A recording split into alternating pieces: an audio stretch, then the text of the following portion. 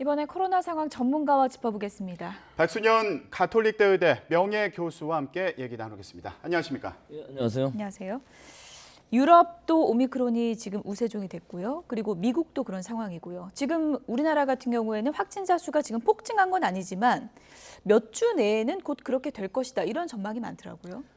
폭증한 것은 아니지만 오늘 결과로 49명이 더 늘었거든요. 예. 그래서 227명이 됐는데요. 이 49명 늘은 오미크론 확진자 중에서 감염 경로를 알 수 없는 우리 지역사회에서 나온 환자가 있는지 없는지가 굉장히 중요한 것으로 보여요. 물론 있겠죠. 근데 아직까지 찾아내질 못하고 있는 상황인데 만약에 지역사회에서의 확산이 조용한 전파가 지금 일어났다고 한다면은 미국하고 비슷하게 뭐 한 달 안에 우세종이 될 수 있는 가능성이 굉장히 높다는 것은 우리가 찾아낸 것은 일부고 이건 네. 원체 전파력이 강해서 예. 실제로 찾아냈을 때는 그것은 빙산의 일각이고 2, 3주 지나면은 50%를 넘어가는 상황이 될 수 있습니다.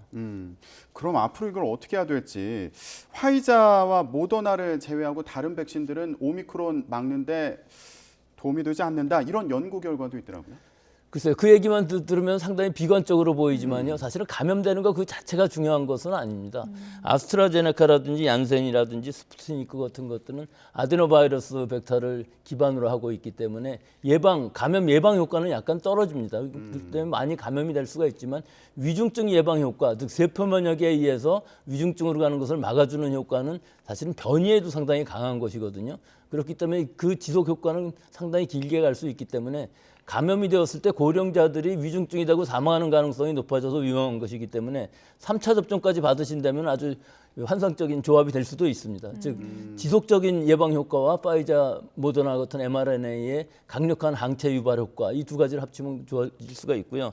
또 하나는 중국제 시노백 맞으신 분들이 있으신데 이분들은 사실은 감염 예방 효과는 더 낮습니다. 이 전통적인 방식으로 코로나19 그 바이러스를 그대로 배양을 해갖고서 죽인 다음에 우리 몸에 넣어주는 거기 때문에 다른 백신하고 다르게 돌기 단백질 이외의 여러 가지 단백질도 우리 몸 안에 다 들어오는 것이거든요. 그렇기 때문에 변이주가 들어온다 할지라도 변이주도 스파이크 단백질 이외의 여러 가지 단백질들을 다 가지고 있는데 그 다른 단백질은 상당히 안정성을 가지고 있어요. 그렇기 때문에 예방 효과는 떨어지지만 이것도 마찬가지로 변이주에는 강한 부분들이 있고요. 3차 접종을 mRNA 백신을 맞는다 그러면은 이것도 효과는 충분히 있기 때문에 사실은 돌파 감염은 오미크론이 나오면서부터는 3차 접종 받고 나서도 돌파 감염이 일어나는 사람들 많이 생길 수가 있어요. 예. 문제는 그 증상이 어느 정도 되느냐 하는 것인데요. 오미크론 자체가 사실은 증상 유발하는 것은 굉장히 낮고 증상이라는 것들도 사실은 상기도에서 감염이 확실하게 많이 나타나기 때문에 감염력은 굉장히 강합니다. 홍콩대 연구에 의하면은 상기도 기관지에서 감염되었을 때 70배 이상 증식력이 있다고 하거든요. 뭐 공기로도 감염된다 이런 이 얘기 공기로도 있었잖아요. 감염되는 그 얘기가 델타보다도 훨씬 더 많은 양의 바이러스를 배출하고 적은 양의 바이러스만으로도 감염이 성립된다는 얘기이기 때문에 전파력이 굉장히 강한 대신에 우리 하기도 감염, 즉 폐렴이라든지 이런 부분들은 상당히 10배 이하 증식력이 낮다고 하거든요. 그러니까 분명히 약하긴 약한데 이것이 과연 우리 의료체제에 얼마나 부담을 줄 수 있냐 하는 문제죠.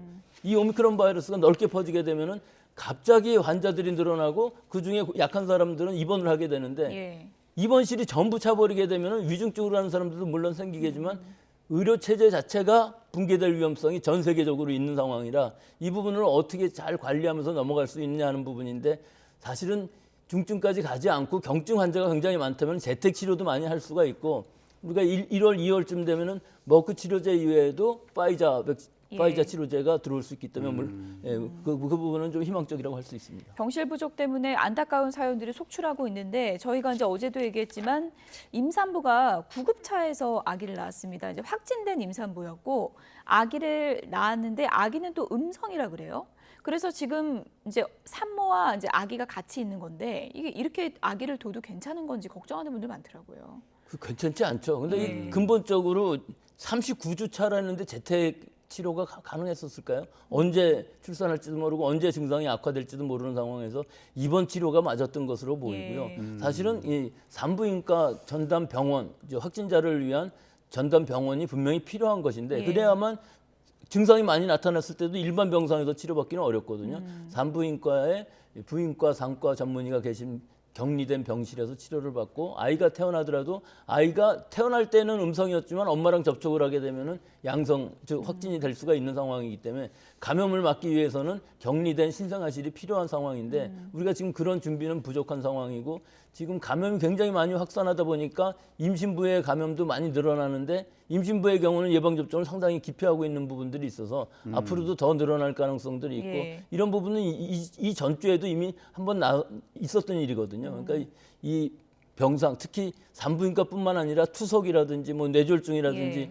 확진자들을 위한 탁과 진료가 가능할 수 있는 의료 체제가 빨리 마련돼야 되겠습니다. 지금 뭐 네. 나오고 있지만 아기의 몸무게나 혈액형도 아직 알 수가 없는 그런 안타까운 상황이 계속되고 있고 그 아이의 아버지는 아기를 또 안아보지도 못하는 그런 지금 안타까운 시간이 흐르고 있는 건데 만약에 아기가 확진이 된 경우에 그 신생아가 걸리면 어떻게 되는 건가요? 증상이 상당히 좀 심해질 수 있는 건가요? 그건 지금까지 많이 알 수는 없습니다. 우리나라에서 이렇게 0세 이하, 0세에서 1세 사이의 아이가 감염된 케이스가 그다지 많지는 않았기 때문에 확실하게는 알 수 없지만 일단 감염이 되었는지 안 되었는지도 시간에 따라서 알 수 있는 상황이 있거든요. 즉 바로 감염되었을 때 바로 PCR에서는 안 나오기 때문에 하루 이틀 지나면서 양성이 될 수 있는 가능성도 있는데요.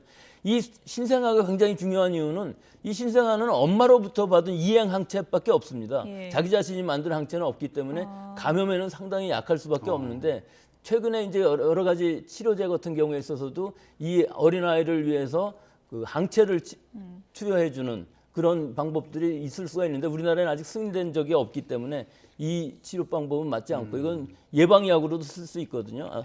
아스트라제네카의 그 항체 치료제인 경우에 있어서는 예방 목적으로 이런 경우에 신생아에 사용하면 굉장히 좋은 것인데 예. 아직 우리나라에는 없기 때문에 쓸 수는 없는데 격리를 잘해서 감염이 안 되게 하는 것이 우선이고 가능한 한 우리나라에서도 이런 항체 치료제를 좀 도입을 해서 좀 비싸긴 하지만 숫자는 굉장히 적기 때문에 이런 준비가 필요한 시점이라고 보겠습니다. 네.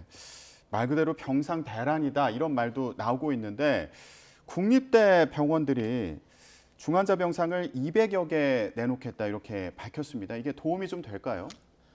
코로나 환자만으로 보면은 도움이 되겠죠. 그리고 병상 확보라는 면에서 보면은 지금 부족한 상황이고 코로나로 사망하시는 사람들이 많기 때문에 또 입원을 못 하시는 분들이 많기 때문에 분명히 도움이 됩니다만은 결국은 전체적인 중환자 수라는 거는 한정되어 있는데 그 중환자실을 코로나로 바꾸게 되면은 그 일반 중환자실에 항상 만원인 그 대학병원들의 중환자실에 들어가야 하실 분들 물론 긴급한 수술만 한다고 하지만 뭐 대부분의 수술들이 긴급한 수술일 수밖에 없는 것이거든요. 그렇죠. 특히 상급 종합병원인 경우에 있어서는 대부분의 중환자실이 수술 후에 2, 3일 머물면서 회전율이 굉장히 높은 데 비해서 이 코로나19 같은 경우는 장기간 입원하기 때문에 회전율은 상당히 낮을 수밖에 없습니다. 예. 그렇기 때문에 일단 중환자실을 코로나 전담으로 바꾼다는 것은 절대적인 해결 방법은 되지 않는다는 것으로 보이고요.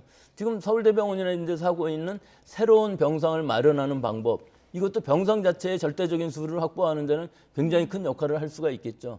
하지만 이 중환자 병상을 돌볼 수 있는 의료진을 새로 마련하기는 예. 이 수급이 굉장히 뭐 사람이지만 인력 수급이기 때문에 의료진의 수급은 굉장히 어려운 전문성을 요하는 부분이기 때문에 가능한 한 자원봉사자들을 많이 받아서 각과의 전문의 선생님들이 이 교육을 받으면서 또 교수님들 서울대병원의 응급의료 또는 중환자실 전담 교수님들한테 교육을 받으면서 직접 많은 병상을 돌보면서 그 간단한 일들은 그 선생님들이 하는 하여튼 지금 위기 상황이기 때문에 의료진도 완벽하지는 않지만 중환자실을 돌릴 수 있는 만큼 절대적인 의료진의 수가 더 늘어나야 되는 부분이 있기 때문에 예. 지금 이 고정된 인원만 갖고서 이 병상을 이렇게 갑자기 늘려서 운영한다는 것은 현실적으로 쉽지는 않고요. 또 이 병상이라는 것 자체가 만들어졌다 할지라도 그것이 안정되기까지는 상당히 시간이 걸리기 때문에 예. 실제로 환자가 들어가서 진료를 받는 데까지는 상당 기간 걸릴 것으로 보입니다. 끝으로 이걸 좀 간략하게 좀 짚어볼게요. 지금 65세 이상 고령층은 추가 접종 많이 하다 보니까 확진자 수가 많이 줄었다고 하는데 여름에 이제 백신 맞은 고3 학생들 같은 경우 또 확진자가 많아지는 추세라고 합니다. 이 스케줄을 어떻게 좀 짜야 될까요? 뭐 스케줄을 하기보다 예. 18세부터 49세 사이에도 3개월 이후에 3차 접종을 받는 스케줄로 지금 되어 있지 않습니까? 근데 18세만 지금 유독히 더 늘어난다는 것은 그 연령대만 봐서 그런 것일 것이고 실제로 감염 예방률이 좀 떨어진다고 하더라도 항체가가 좀 떨어진다고 해도 감염이 갑자기 늘어나는 것은 예. 아닌데 물론 영향은 있겠지만 결국은 고3 수험생들이 이제 수능 끝나고 수시 끝나면서 뭐 정시 기다리는 사람들도 있겠지만 이 전체 일정 중에서 지금 해예된 건 분명합니다. 예. 해방감에서 사회활동 많아지고 친구들 많이 만나고 뭐 음주도 하고 이런 상황에서 충분히 마음은 좀 이해가 충분히 가는데요. 마음은 이해가 예. 갑니다만 지금 올해 예. 이 상황에서 밖에서 접촉을 많이 한다는 의미는 이 확진자들이 늘어나는 즉 개연성으로 봐서는 그 가능성이 훨씬 높아 보이고요. 예. 18세에서부터 49세 사이에 있어서는 사실은 2차 접종 후에 3차 접종의 간격은 3개월에서 6개월 사이에 접종받으면 큰 문제는 없어 보이기 때문에 뭐 어느 시기에든지 하여튼 뭐 따지게 되면 방역 패스의 유효 기간이 6개월이라고 치면 그 6개월 안에만 잘 맞아주시면은 그 유행에 억제를 하는 데는 큰 도움이 될 것으로 보입니다. 예. 여기까지 정리하겠습니다. 지금까지 백순영 가톨릭대 의대 명예교수였습니다. 고맙습니다.